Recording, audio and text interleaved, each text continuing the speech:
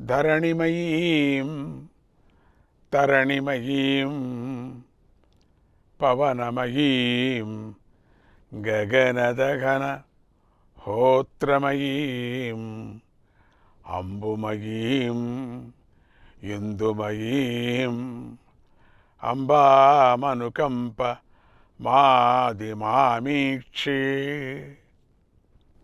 భూమి, సూర్యుడు, వాయువు, ఆకాశము, అగ్ని, యాజమానుడు, జలము, చంద్రుడు అనే అష్టమూర్తులు తానే అయి ఉన్న మొట్టమొదటి తల్లిని కంపా తీరాన చూస్తున్నాను.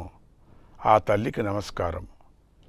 వ్యాస మహర్షి అమ్మవారి చరిత్రను చెప్పగా జనమేజయుడికి అమ్మవారి యందు భక్తి నిశ్చలమైంది. అందుచేత ఆ మహారాజుకు అసలు అమ్మవారి యొక్క దేవీ నవరాత్రులను శరదృతువులోనే ఎందుకు చేయాలి, చేస్తే ఎలాంటి ఫలాలు లభిస్తాయి అనే విషయాన్ని తెలుసుకోవాలని అనిపించింది. వెంటనే జనమేజయుడు వ్యాస మహర్షిని, ఓ మహర్షి, నాకు దేవీ నవరాత్రి వ్రతం గురించి చెప్పండి అని ప్రార్థించాడు. వ్యాస మహర్షి జనమేజయుడికి ఇలా చెప్పాడు. ఓ జనమేజయ, అమ్మవారిని ఒక్క శరత్కాలంలో మాత్రమే పూజించటం కాదు, వసంతకాలంలో కూడా పూజించాలి. ఎందుకంటే ఈ వసంత శరత్కాలాలు రెండు కూడా యమధర్మరాజు యొక్క కోరలు. అంటే ఈ 2 నెలల్లోనూ ప్రజలకు ఘోరమైన సంకటాలు కలుగుతాయి. రోగాలు ప్రజలను పీడిస్తూ ఉంటాయి. అందరికీ అతి ఘోరాలు జరుగుతూ ఉంటాయి. జననాశయనమే జరుగుతూ ఉంటుంది. జననాశం అనేటువంటి జరుగుతూ ఉంటుంది. అందుచేత దేవీ నవరాత్రి వ్రతాన్ని వసంత ఋతువులోనూ చేయాలి, శరదృతువులోనూ చేయాలి. అందువల్ల తస్మాత్తత్ర ప్రకర్తవ్యం చండికా పూజనం బుధై. ఈ 2 కాలాల్లోనూ పరమేశ్వరుని ఆరాధిస్తే ప్రజలు క్షేమంగా ఉంటారు. అందుకని ఈ రోజులంటే అమ్మవారికి చాలా ఇష్టం. ఈ రోజులలో పరదేవతను పూజించిన వారికి రోగాలు, మృత్యువులు ఉండవు. వారికి సకల సంపదలు, శుభాలు కలుగుతాయి. అందుకు నవరాత్రులను అతి వైభవంగా జరపాలి. ఈ 2 నెలల్లోనూ పాడ్యమి రోజు నుంచి 9 రోజుల వరకు పరమేశ్వరుని ఆరాధించాలి. అలా ఆరాధించేవారు వెనుకటి రోజునే, అంటే అమావాస్య రోజునే పూజా ద్రవ్యాన్ని సిద్ధం చేసుకోవాలి. ఒంటిపూట మాత్రమే ఆహారం తీసుకోవాలి. ఉపవాసం ఉండాలి. ఒక సమప్రదేశంలో ఒక చక్కని వేదికను నిర్మించుకోవాలి. దాని పొడవు 16 జానులు ఉండాలి. దాని వెడల్పు అంతే ఉండాలి. దానికి ధ్వజస్తంభం స్థాపించాలి. మండపమంతా కూడా ఎర్రమట్టితో గల పేడతో అలకాలి. ముగ్గులు పెట్టాలి. ఆ వేదిక మధ్యలో ఒక పీఠాన్ని నిర్మించాలి. అది ఒక జాను ఎత్తు ఉండాలి. దానిని చిత్ర విచిత్రమైన తోరణాలతో అలంకరించాలి. ఆ తర్వాత వేద పండితులు, నియమనిష్టలు గల విప్రులను పిలవాలి. పాడ్యమి రోజున ఉదయాన్నే నదిలో కానీ, నదంలో కానీ, బావులు, సరస్సులు, తటాకాల్లో కానీ, కృతక తటాకాల్లో కానీ స్నానం చేయాలి. తరువాత సంధ్యావందనం మొదలైన నిత్య కర్మలను ఆచరించాలి. అనంతరం అమ్మవారి అర్చనకై నియమించుకున్న విప్రులను గౌరవించాలి. శక్తికి తగినట్టుగా వారికి వస్త్రాలను, ఆభరణాలను ఇవ్వాలి. దేవీ పూజలో పిశనారితనం పనికిరాదు. తన స్తోమతను దాచుకోకూడదు. అలా అని లేనిపోని బడాయికి కూడా పోకూడదు. యథాశక్తిగా ధనాన్ని ఖర్చు పెట్టాలి. పూజా సమయంలో భగవతి యొక్క మూలమంత్రాన్ని జపించటానికి 9 మంది విప్రులు లేదా 5 లేదా 3 లేదా ఒక్కరిని ఏర్పాటు చేసుకోవాలి. దేవీ మంత్రాన్ని పారాయణ చేయటానికి ఒకరిని నియమించాలి. దేవీ పూజలో నియమించుకున్న పండితులు శాంత స్వభావం కలిగి ఉండాలి, వేదం చదువుకొని ఉండాలి. అలాంటి వారినే నియమించుకోవాలి. తర్వాత వేద మంత్రాలను, శుభాన్ని కలిగించే మంత్రాలను పఠిస్తూ వేదికపై సింహాసనాన్ని పెట్టాలి. అందులో అమ్మవారిని కూర్చోబెట్టాలి. ఆ అమ్మవారి ప్రతిమకు 4 చేతులు ఉండాలి. వాటిల్లో శంఖము, చక్రము, గద మొదలైన ఆయుధాలు ఉండాలి. అమ్మవారి ప్రతిమ మెడలో మణిహారాలు, ఆభరణాలు, ముత్యాల హారాలు ఉండాలి. అమ్మకు దివ్యమైన వస్త్రాన్ని ధరింపచేయాలి. అమ్మవారు వెలిగిపోతూ ఉండాలి. అమ్మ విగ్రహము చాలా శాంతంగా ఉండాలి. కొంతమంది ఈ వేదికపై 18 భుజాలు గల అమ్మవారిని ప్రతిష్ఠిస్తారు.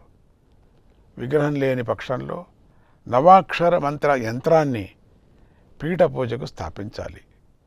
దానికి ప్రక్కగా ఒక బంగారు కలశ స్థాపన చేయాలి. అందులో పుణ్యతీర్థాలను, మేడి, మర్రి, రావి, జువ్వి, మామిడి చెట్లు, చిగురాకులను ఉంచాలి. చిగురులను ఈ కలశాన్ని యంత్రంతో పాటుగా పూజించాలి. 9 రోజుల్లోనూ మంగళగీతాలు ఆలపించడం జరగాలి. మంగళవాద్యాలు మ్రోగుతూ ఉండాలి. చక్కని నృత్య ప్రదర్శన ఉండాలి. ఇక దీక్ష పట్టిన వారు రాత్రి వరకు ఉపవాసం ఉండి రాత్రి పలహారం చేయాలి, లేదా ఒకే పూట భోజనం చేయాలి. ఈ నియమాన్ని ఎవరి శక్తికి తగ్గట్టుగా వారు పాటించాలి, ఆరోగ్యాన్ని చూసుకుంటూ. తర్వాత అమ్మవారికి నిత్యార్చన చేయాలి. ఇలా భక్తి శ్రద్ధలతో అమ్మవారిని నిత్యార్చన చేస్తే ఆ తల్లి విశేషంగా కోరికలను తీరుస్తుంది. 9 రోజుల్లో రోజు పుష్పాలతో అలంకరించాలి. పరిమళ ద్రవ్యాలను ఉపయోగించాలి. రకరకాల ఫలాలను, రకరకాల పిండి వంటలను తయారు చేసి అమ్మవారికి నైవేద్యం పెట్టాలి. ప్రజలందరికీ అన్నదానం చేయాలి. అలా చేయకపోతే ఈ వ్రతమంతా వృథా అవుతుంది. ఈ వ్రతం చేసే యజమాని ఈ 9 రోజులు కఠోర బ్రహ్మచర్యాన్ని పాటించాలి. జాగ్రత్త. కటిక నేల మీద పడుకోవాలి. అనారోగ్యము మొదలైన కారణాలు ఉంటే వేడి నీళ్ళు స్నానం చేయాలి, లేకపోతే చన్నీటి స్నానం చేయాలి. తర్వాత ఈ 9 రోజుల్లో ప్రతిరోజు కన్యాపూజ చేయాలి. అంటే దీన్నే కుమారీ పూజ అంటారు. ఉపాసకులు తమ తమ సంప్రదాయాల ప్రకారం కుమారీ పూజను చేస్తూ ఉంటారు. కొంతమంది 1వ సంవత్సరం వయస్సు గల బాలిక నుంచి 9వ సంవత్సరం వయస్సు గల బాలిక వరకు కుమారీ పూజ చేస్తారు. దేవీ భాగవతం ప్రకారంగా 2 సంవత్సరాల నుంచి 10 సంవత్సరాల వరకు వయస్సు గల కన్యలను కూడా పూజిస్తారు. 2 ఏళ్ల పిల్లలను కుమారి అంటారు. 3 ఏళ్ల అమ్మాయి త్రిమూర్తి అంటారు. 4 ఏళ్ల పిల్లను కళ్యాణి అంటారు. 5 ఏళ్ల పిల్లను రోహిణి అంటారు. 6 ఏళ్ల పిల్లను కాళిక అంటారు. 7 ఏళ్ల పిల్లను చండిక అంటారు. 8 ఏళ్ల అమ్మాయిని శాంభవి అంటారు. 9 ఏళ్ల పిల్లను దుర్గా అంటారు. 10 ఏళ్ల కన్యను సుభద్ర అంటారు. ఈ కన్యలందరినీ పూజిస్తే విశేష ఫలాలు లభిస్తాయి. కుమారీ పూజిత కుర్యాత్ దుఃఖదారిద్ర్యనాశనం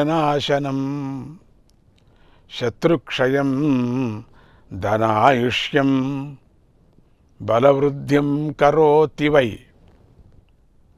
2 ఏళ్ల పిల్ల అయిన కుమారుని పూజిస్తే దరిద్ర దుఃఖాలు నశిస్తాయి, శత్రువులు నశిస్తారు, ఆయస్సు బలము, ధనము వృద్ధి చెందుతాయి. త్రిమూర్తిని పూజించడం వల్ల ధర్మము, అర్థము, కామాల యొక్క ఫలాలు లభిస్తాయి. ధనధాన్యాలు, పుత్రులు, పౌత్రులు అభివృద్ధి చెందుతారు. కళ్యాణిని పూజించటం వల్ల విద్య లభిస్తుంది, నియమం లభిస్తుంది, రాజ్యం లభిస్తుంది. కాళికను పూజిస్తే శత్రువులు నశిస్తారు. చండుకను పూజిస్తే సంపదలు కలుగుతాయి. శాంభవిని పూజిస్తే విజయం లభిస్తుంది. దుర్గను పూజిస్తే సకల శత్రువులు నాశనమవుతారు. స్వర్గము లభిస్తుంది. రోహిణిని పూజిస్తే రోగాలు నశించి ఆరోగ్యం లభిస్తుంది. సుభద్రను పూజిస్తే కోరికలన్నీ తీరుతాయి. అశక్తో నియతం పూజాం కర్తుం చేన్నవరాత్రకే అష్టమ్యాంచ విశేషేణ కర్తవ్యం పూజనం సదా.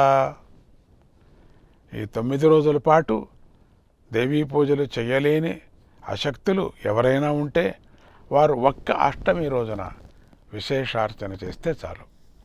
ఎందుకంటే ఆ రోజు జగన్మాత పుట్టినరోజు. కోటానుకోట్ల యోగిని మాతలతో కలిసి భద్రకాళి పుట్టింది. దక్షుడి యాగాన్ని ధ్వంసం చేసింది.